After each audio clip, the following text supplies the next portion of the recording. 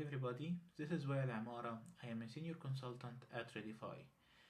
Today I will be talking about Power. Power is a package management for web components. You probably heard about package management before, when this has been used in Ruby, Java, and .NET projects.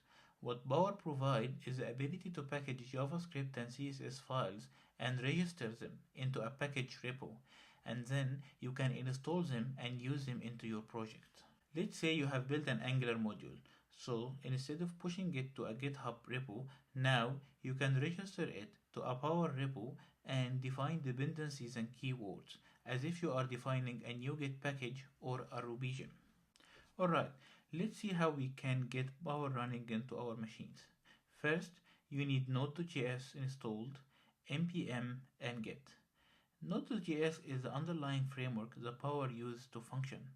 npm is a package manager that is provided by Node so we can install Power. Power uses get to fetch packages that you ask for to be installed in your project. I have Power installed on my machine.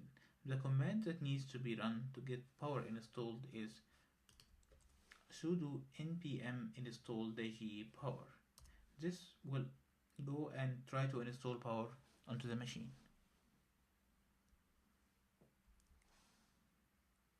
Now that we have Power installed, let's try to use it. Let's assume that we have an empty project here and we want to pull down some packages before we start coding. Let's say that we want to include jQuery into our project. So what we need to run is Power install jQuery. This will install jQuery into a special folder called Power Components or Power_components, as you can see here. Now, let's assume that we also want to include Angular.js into our project. So, as we expect, we need to run Power install Angular.js.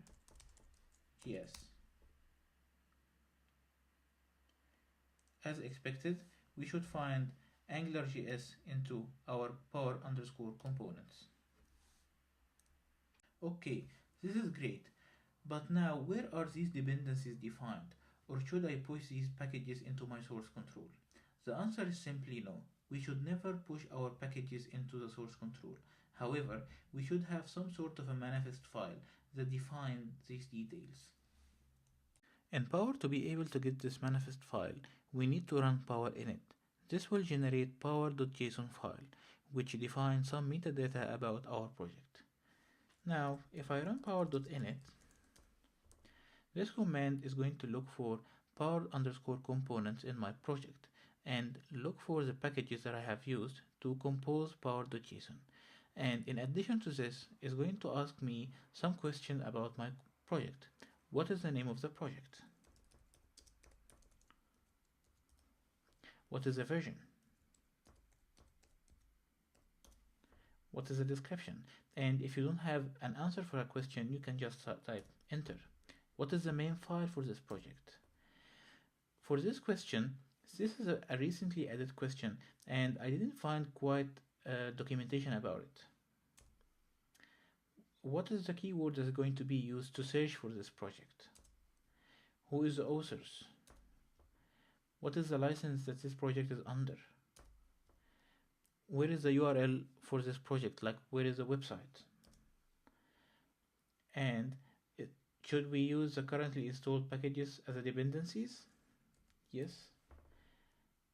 Should we use ignore file as like a default ignore file? Yes. Would you like to mark this package as a private that no one else can use it? No, we probably want to include this package to publish it later on. So it gives me, okay, this is how the JSON, this is how the power.json is going to look like. If it is okay, I hit yes. Now, as you can see, I have power.json have been generated.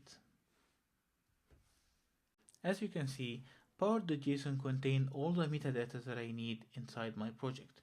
It contains the name, the version, who's the authors, and most importantly, what is the dependencies of my project. Now, how can we use this dependencies tag?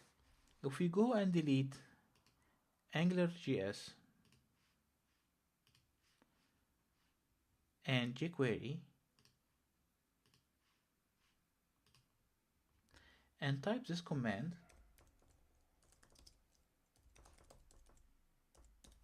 you will find that it's going to use power.json to pull down Angular and jQuery and put them back into my power underscore components.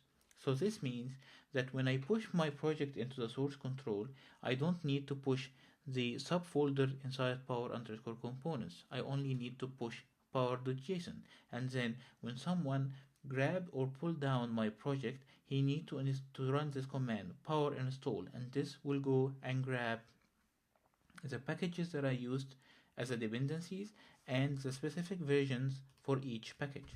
And also this can be used into source controls, like in the one of the build steps is to run power install to download all the packages.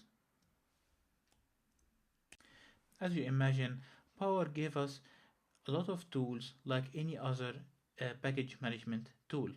It gives us an option to update a specific package. So you can type power update jQuery, and this will try to update the jQuery to a newer version. You can type power uninstall jQuery. This should uninstall jQuery from my project. As you can see, it have downloaded jQuery, but unfortunately it didn't update jQuery here, so you have to delete it from here. You can type power list, and this will list all the packages that we have inside our project.